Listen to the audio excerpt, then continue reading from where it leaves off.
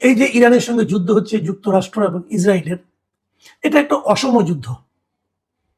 অসম যুদ্ধ এই অর্থে যে ইসরায়েল কিংবা আমেরিকা, যাকেই বলি না কেন, এককভাবে এই দুই দেশের যে কোনো দেশের সামরিক শক্তি, এবং সামরিক শক্তি বলতে মানে সামরিক যে আপনার পারমাণবিক শক্তি বলেন অথবা যুদ্ধাস্ত্র বলেন, এগুলো ইরানের চেয়ে বেশি আছে।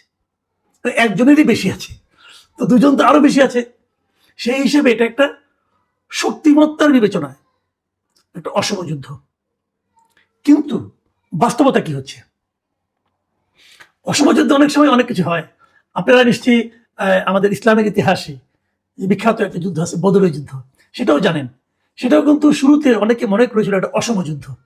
মাত্র 313 জন সৈন্য নিয়ে কিন্তু ওদের 1000-এর উপরে সৈন্য ছিল, অসম যুদ্ধ ছিল।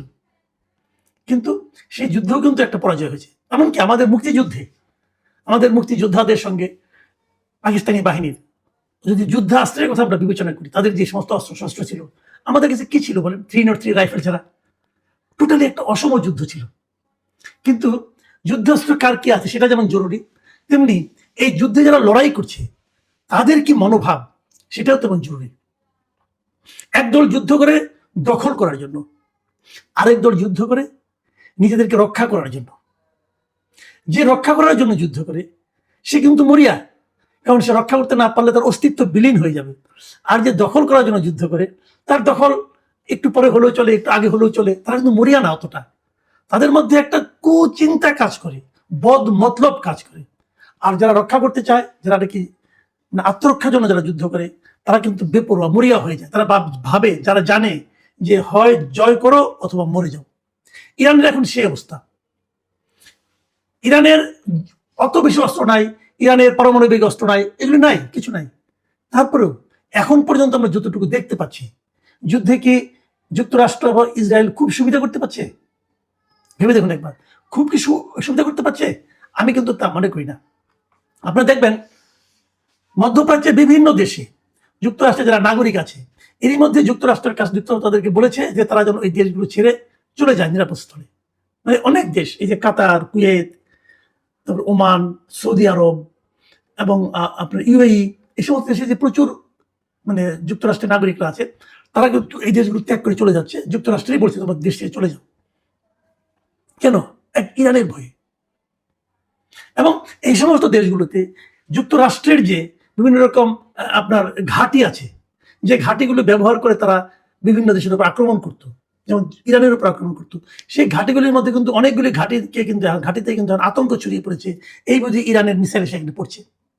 অলরেডি আমরা জেনেছি যে কাতারে তাদের অত্যন্ত গুরুত্বপূর্ণ যুক্তরাষ্ট্রের একটা রাডার ছিল, যেটাকে বলা হয় ANFPS 132 block 5 early warning radar. মানে এই রাডারটা এমন ছিল যে ইরান থেকে যদি যে কোনো দেশের দিকে যদি একটা অস্ত্র, ব্যালিস্টিক মিসাইল অথবা কোনো কিছু যদি পাঠানো হয়, সঙ্গে সঙ্গে এই রাডার সেটা বুঝতে পারে। ইরান কিন্তু এই রাডারটিকে ধ্বংস করে দিয়েছে। এই রাডারটার দাম, এটা করতে তাদের খরচ হয়েছে $1.1 বিলিয়ন।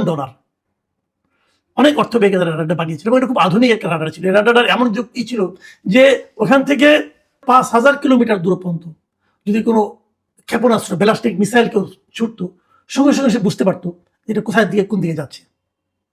মানে ইরান থেকে কোনো একটা ব্যালিস্টিক মিসাইল যদি কেউ ইসরায়েলে দিয়ে অন্য কোনো জায়গায় দিকে যদি নিক্ষেপ করা হয়, সঙ্গে সঙ্গে রাডারটা বুঝতে পারতো যে এই মাত্র একটা মিসাইল নিক্ষেপ করা হলো। ফলে তারা ওখানে সতর্কতামূলক ব্যবস্থা নেয়।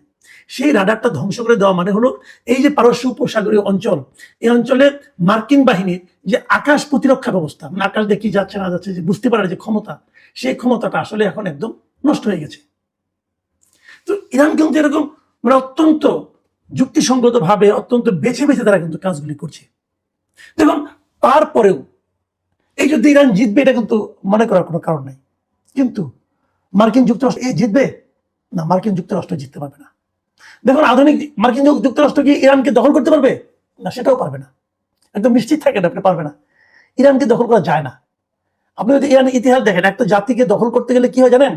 ওই জাতির উপর একজন যদি অপশাসক থাকে অথবা একজন এক নায়ক থাকে, যার উপর পুরো দেশ ক্ষুব্ধ আছে, সেরকম ভাবে করতে পারবে। কিন্তু এখানে ইরানের যে ওদের যে সাংগঠনিক যে কাঠামোটা, এটা এত একটা রিলেটেড, একদম শেকড় এত গভীর পর্যন্ত, আপনি চট করে ইরানকে দখল করতে পারবেন না। আর ইরানের যে সাংস্কৃতিক ঐতিহ্য, এটা চিন্তাই করা যায় না। এই পুরো অঞ্চলের মধ্যে আপনি যদি হাজার বছরের ইতিহাস ঘাটেন, তাহলে দেখবেন যে ইরান হচ্ছে এমন একটা দেশ, যে দেশ কখনোই কারো করদ রাজ্যে পরিণত হয়নি, কখনোই এখানে এরা কখনো পরাধীনতা, কখনো এরা পরাধীন ছিল না, কখনোই। হাজার বছর ধরে কিন্তু একটা স্বাধীন জাতি। এমন জাতিকে ওই যে আপনি উপনিবেশ স্থাপন করবেন, নিজের পুতুল সরকার বসাবেন, এটা মনে হয় আমেরিকার এই আশা মতো হয় সফল হবে না। দেখেন, আধুনিক সময়ে যুদ্ধ জয়টাকে, দেশ জয় করা মানে কি? আপনি পারবেন, আপনি কিন্তু পারমাণবিক বোমা নিক্ষেপ করতে পারবেন, ইরানকে ছারখার করে দিতে পারবেন, সব পারবেন। কিন্তু সেই ছারখার করে দেওয়া ছাইয়ের নিচ থেকে নতুন এক ইরান গজিয়ে আসবে, ওটাকে আপনি থামাতে পারবেন না। এবং যুক্তরাষ্ট্র এখানে, এটা আধুনিক যারা নাকি যুদ্ধশাস্ত্র নিয়ে কথা বলেন, তারা অনেকে বলেন কোনো দেশ জয় করা মানে সেই দেশে তার সৈন্যের বুট মানে পা যেয়ে পড়া। এটা যুক্তরাষ্ট্র কখনোই এড়াতে পারবে না, নেভার। তাহলে এই যুদ্ধে আসলে কিভাবে যুক্তরাষ্ট্রের জয় হবে? একটা কথা মাথায় রাখবেন, যুদ্ধ কিন্তু ইরান করছে না, যুদ্ধ কিন্তু যুক্তরাষ্ট্র এবং ইসরায়েল ইরানের উপর চাপিয়ে দিয়েছে। যুক্তরাষ্ট্রের ট্রাম্প সরকার, মানে ডোনাল্ড ট্রাম্প, উনি তো নিজে শুরুতেই বলেছেন যে তার লক্ষ্য হলো ইরানের সরকারকে উৎখাত করা, সরকারকে তারা উৎখাত করতে চায় এবং সে নতুন সরকার বসানো চায়। এটা হলো যুক্তরাষ্ট্রের মূল উদ্দেশ্য। যদি সেই উদ্দেশ্য সফল না হয়, তাহলে ধরে নেবেন যুক্তরাষ্ট্রের এই যুদ্ধে পরাজয় হয়েছে। এবং আমি নিশ্চিতভাবে বলতে পারি, সম্ভবত সেই লক্ষ্য তাদের অর্জিত হবে না। কারণ ইরানের আয়াতুল্লাহ আলী খামেনিকে হত্যা করা হয়েছে, কিন্তু পাশাপাশি কিন্তু ইরানের ভেতর থেকেই ওই ভ্যাকুয়ামটা, মানে ওই শূন্যতাটা কেউ টের পাচ্ছে না। ওই বিকল্প শক্তি, বিকল্প নেতৃত্ব কিন্তু বসে গেছে। আবার এটাকে মারবেন, আরেকটা বিকল্প নেতৃত্ব বসবে, সরকার উৎখাত সম্ভব হবে না। এটা হতো যদি ইরানের অভ্যন্তরে এই সরকারের এগেনস্টে একটা শক্তিশালী শক্তি, এক বা একাধিক, তারা যদি থাকতো। কিন্তু ওখানে ইরানের অভ্যন্তরে যারা এতদিন খামেনি সরকারের বিভিন্ন অনুশাসন, বিভিন্ন পদক্ষেপের সমালোচনা করত, তারাও কিন্তু এই যুদ্ধে এখন ঐক্যবদ্ধ হয়ে গেছে এবং সবাই মিলে কিন্তু যুক্তরাষ্ট্র এবং ইসরায়েলের যে আগ্রাসন, তাদের যে আক্রমণ, তার প্রতিহত করার জন্য তারা সবাই কিন্তু ঐক্যবদ্ধ হয়ে গেছে। ঐক্যবদ্ধ জাতিকে হারানো না বড় কঠিন। বিপরীত দিকে দেখেন, এরই মধ্যে যুক্তরাষ্ট্রের ভেতরে এই যুদ্ধের বিরুদ্ধে মানুষের মধ্যে এক ধরনের প্রতিবাদ দেখা যাচ্ছে। এর মধ্যে দেখা গেছে যে যুক্তরাষ্ট্রের প্রতি 4 জনের মধ্যে 3 জনই এই যুদ্ধের বিরোধিতা করছে। যুক্তরাষ্ট্রে যে সাধারণ মানুষ আছে, তাদের মধ্যে প্রতি 4 জনের 3 জন, মানে শতকরা 75% মানুষ এই যুদ্ধের বিরোধিতা করছে। যুদ্ধের পক্ষে আছে মাত্র 25% মানুষ। ডোনাল্ড ট্রাম্প তার দেশের অভ্যন্তরে এই যে জনমত, এই যে বিরুদ্ধ জনমত, তাকে কতক্ষণ সে সহ্য করতে পারবে, এটারও কিন্তু অনেক শঙ্কা আছে। এখন আজকে যদি ডোনাল্ড ট্রাম্প যুদ্ধের রণভঙ্গ দেয়, নানা রকম আলাপ আলোচনা করে, এর মধ্যে কিন্তু নানা রকম প্রস্তাব যাচ্ছে যে আসো আলোচনা করি, অমুক করি, তমুক করি, কিন্তু ইরানের পক্ষ থেকে কিন্তু সেই সমস্ত প্রস্তাবকে মোটেই গুরুত্ব দেওয়া হচ্ছে না।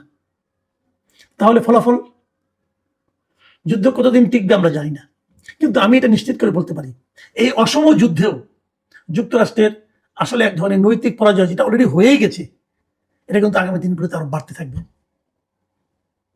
আবার বিপরীত দিকে আরেকটা সাইড ইফেক্ট, যেটাকে আমরা বলি, সেই সাইড ইফেক্টে আক্রান্ত হবো আমরা। এই যুদ্ধ যদি 2 সপ্তাহের মতো চলে, তাহলে আমাদের কিন্তু অবস্থা খারাপ হয়ে যাবে। আমাদের এখানে তেলের দাম, জ্বালানি তেলের দাম বেড়ে যাবে, ডিজেলের দাম বাড়বে, অকটেনের দাম বাড়বে, petrol, furnace oil, jet fuel, সবকিছুর দাম কিন্তু বেড়ে যাবে। এবং যদি তেলের দাম বাড়ে, জ্বালানি তেলের দাম বাড়ে, তাহলে তার প্রভাব, তার নেতিবাচক প্রভাব সমস্ত দ্রব্যের মধ্যে পড়বে, সমস্ত দ্রব্য মূল্যে তার নেতিবাচক প্রভাবটা পড়বে। নতুন সরকার আমাদের এসেছে, বিএনপি সরকার, তারাই এই আচমকা যে এই সংকট কিন্তু, মানে এটা যে আসবে এটা তো কেউ জানতো না, হঠাৎ করে যে চেপে বসা এই সংকট, এই সংকটে সরকার কিভাবে মোকাবেলা করবে সেটাও আমাদের দেখতে হবে। এ সময় আমাদের জনগণের অধৈর্য হলে চলবে না এবং জ্বালানি ব্যবহারের ক্ষেত্রে সবাইকে মিতব্যয়ী হতে হবে। আমরা প্রত্যাশা করব যাতে নাকি যুদ্ধ দীর্ঘস্থায়ী না হয়, যুদ্ধ তাড়াতাড়ি শেষ হয়ে গেলেই সবার শান্তি। এবং পুরো বিশ্বের, আপনি জানেন যে আকাশপথ এখন প্রায় অচল অবস্থায় পড়ে গেছে। এই করোনার সময় যেমন হয়েছিল, আর অনেকটা সেরকম, ফ্লাইটগুলো যাচ্ছে না, এক দেশ থেকে এক দেশে যাচ্ছে না, এবং একটা ভয়ঙ্কর অবস্থা। সেই সমস্যার সমাধান কি হবে আমরা জানি না, তবে আমি নিশ্চিত দেখতে পাচ্ছি এই যুদ্ধে ট্রাম্পের খুব একটা লাভ হচ্ছে। ওনার যে যুদ্ধঙ্গী যে চেহারা, সেই চেহারা আমার ধারণা খুব শিগগিরই ম্রিয়মান হয়ে যাবে। হয়তো তারা যুদ্ধে জিতবে, হয়তো ইরানকে তারা ছাড়খাড় করে দিবে, কিন্তু আলটিমেটলি তাদের যুদ্ধে জয় হবে না, বরং যা হবে সেটাই তাদের পরাজয়। প্রিয় দর্শক, এখন এই পর্যন্তই। আল্লাহ হাফেজ।